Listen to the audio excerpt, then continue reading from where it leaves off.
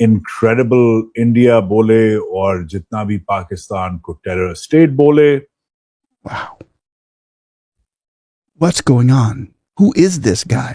मोदी जी का अपना बड़प्पन है. He has set the standards very very high. I mean, Trump को या बाकी के वर्ल्ड लीडर्स को उनसे सीखने की जरूरत है. He's describing these protesters as just misguided children who need help, advocating for forgiveness. समय है इन बच्चों को गले लगा करके राह दिखाने का.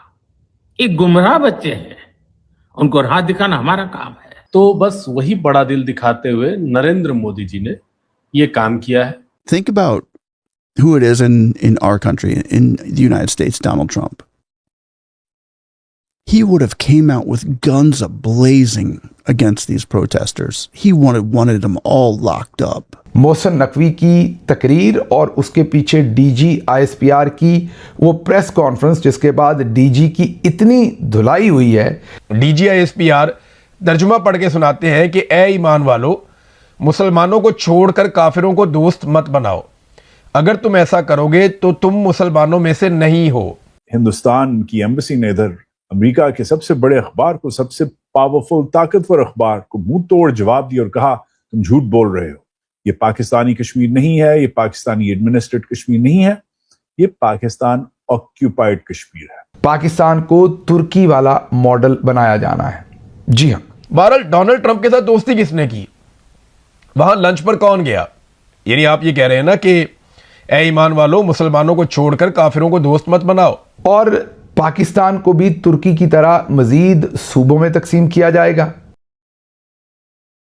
नमस्कार दोस्तों कहते हैं ना, इंसान को तब परखा जाता है जब उसके हाथ में पावर होती है. कई लोग पावर के नशे में खुद का अभिमान खो बैठते हैं और अपने घमंड में इतने डूब जाते हैं कि उन्हें हर दूसरा इंसान अपने से छोटा लगता है. लेकिन हमारे मोदी जी ने कल जो किया उसके बाद पूरी दुनिया में उनकी तारीफ हो रही है. और वही लोग जो कल तक पीएम मोदी को गाली दे रहे थे, वो आज उनसे माफ़ी मांग रहे हैं और उनकी महानता के आगे नमन कर रहे हैं. दोस्तों, एक तरफ हमारे पीएम मोदी है जो अपने बच्चों के सामने झुक गए, लेकिन दूसरी तरफ आसिम मुनीर है जो आज भी पीओके में लोगों को सीधा गोली मार रहा है जो कोई भी उसके खिलाफ प्रोटेस्ट कर रहा है. पीएम मोदी की ये वीडियो देख अब अमेरिकन्स भी उनकी तारीफ करते थक नहीं रहे. इसी टॉपिक पर चलिए आगे इस वीडियो को देखते हैं. चैनल को सब्सक्राइब और वीडियो को लाइक करना ना भूलें. तो डीजी आईएसपीआर ने भी यही किया. आर्मी चीफ भी अक्सर कुरानी आयत सुनाते हैं कि वो डराते हैं पाकिस्तानियों को कि एक तरफ के हाथ और एक तरफ के पाँव आपके हम काट देंगे और आप ताइब हो जाएं, वरना हम आपको नहीं छोड़ेंगे और कत्ल कर दिए जाएंगे और फितना है और फितना कुचल देंगे. वो इस तरह की बातें करते हैं. कुरान पाक की वो आयत कभी भी पाकिस्तानी मुसलमानों के लिए नहीं थी. वो फितना और चीज़ होती है. अभी ये एक और सूरह आले इमरान की आयत नंबर 28 के बारे में डीजी आईएसपीआर तर्जुमा पढ़ के सुनाते हैं कि ए ईमान वालों, मुसलमानों को छोड़कर काफिरों को दोस्त मत बनाओ. अगर तुम ऐसा करोगे तो तुम मुसलमानों में से नहीं हो. ये डीजी आईएसपीआर ने कहा. तो मेरा सवाल ये है कि जो आपने डोनाल्ड ट्रंप को नामजद किया अमन के नोबेल इनाम के लिए, जिन्होंने मेनाब स्कूल में 70 बच्चियों का कत्ल कर दिया, ईरान के अंदर जो है वो हज़ारों लोग शहीद हो गए. आप यमन के अंदर देख लें, आप बाकी जगहों पे देख लें, इराक के अंदर कितने लोग शहीद हुए और कितनी बड़ी एक जंग अफ़गानिस्तान के अंदर हुई. अगर सारी चीज़ों को आप प्लस और माइनस करें तो डोनाल्ड ट्रंप ने जंगें छेड़ी हैं और काफ़ी कत्लेआम हुआ है उसकी वजह से. डोनाल्ड ट्रंप की ये जो ताज़ा जंग छेड़ी उसकी वजह से पाकिस्तान में बहुत महंगाई भी हुई. पाकिस्तान ने कोशिश की अमन कायम करने की, लेकिन वो नहीं हो पाया. बहरहाल डोनाल्ड ट्रंप के साथ दोस्ती किसने की? वहां लंच पर कौन गया? यानी आप ये कह रहे हैं ना कि ए ईमान वालों, मुसलमानों को छोड़कर काफिरों को दोस्त मत बनाओ. अगर तुम ऐसा करोगे तो तुम मुसलमानों में से नहीं हो. तो फिर आपने नामजद कर दिया अमन के नोबेल इनाम के लिए डोनाल्ड ट्रंप को. इस आयत को पढ़ने के बावजूद क्या आप अपनी नामजदगी वापस ले लेंगे? क्या डोनाल्ड ट्रंप को वो स्टेटस आप वापस दे देंगे या वो टाइटल वापस दे देंगे जो कि फेवरेट फील्ड मार्शल वाला स्टेटस है? वो कहते हैं, खबरें आ रही हैं कि पाकिस्तान को तुर्की वाला मॉडल बनाया जाना है. जी हाँ. तुर्की में सदर जो है वो पावरफुल है, वज़ीर आज़म जो है वो अलामती है, वैसे यहाँ पर तो बेचारा पहले भी अलामती है, उसके तो बेशक नाम के साथ आप शहबाज शरीफ अलामती रख दें, लेकिन चले, वो कहते हैं कि सदर वहाँ पर पावरफुल है, ऑल एंड ऑल है, जबकि वज़ीर आज़म का ओहदा अलामती है।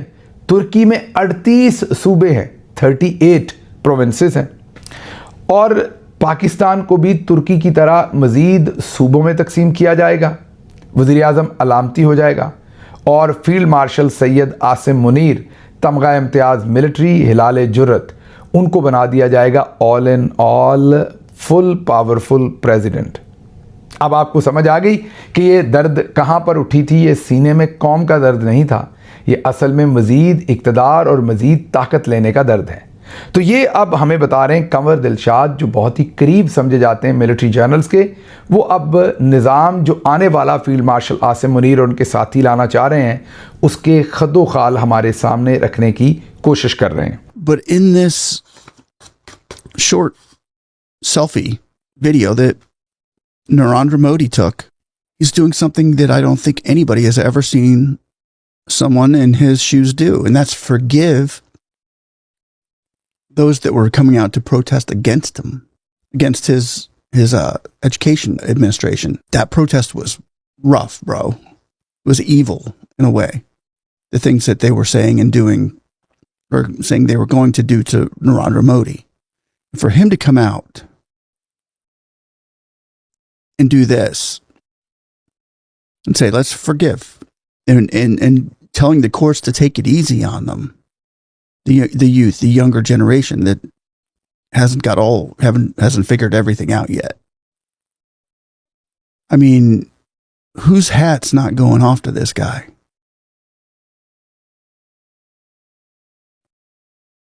Think about who it is in our country, in the United States, Donald Trump. He would have came out with guns a-blazing against these protesters. He wanted them all locked up for as long as he could get them locked up. I think he would have. I don't know, but he wouldn't have did this. And as someone who I watch speeches, I analyze speeches from the greatest leaders in the world, prime ministers, presidents, princes, kings, professors, all around the world. But I have never, ever seen this or heard this. It's been up for like a half an hour. It already has 4.4 million views.